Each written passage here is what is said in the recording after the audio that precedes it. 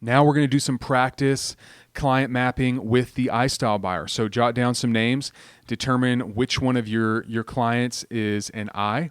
They're going to be persuasive, talkative, optimistic, personable, and outgoing. So I want you to be thinking, what's it like to work with this client? What is it like? What's the feel?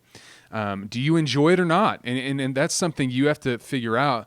And if you don't, then kind of the old saying is the juice worth the squeeze. You have to determine, do you not like it so much that you're unwilling to work with that type of person? Now, I wouldn't ever say that or wouldn't want to say that, but you have to determine that and know that going in, because it's not going to change once you get into doing business with them. They're going to be the same way throughout the entire process. But here are some tips as you're practicing the I style buyer and putting together an action plan for them.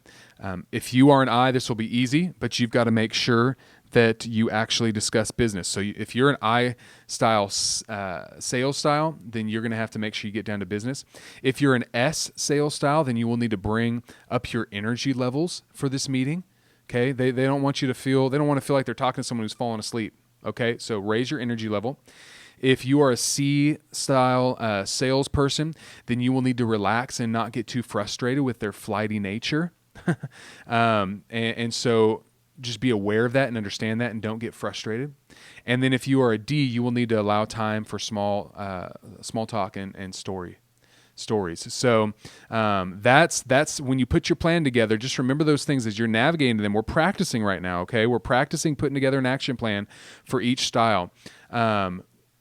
I want you to be thinking about examples of expectations and requests that you've received in the past from this style buyer.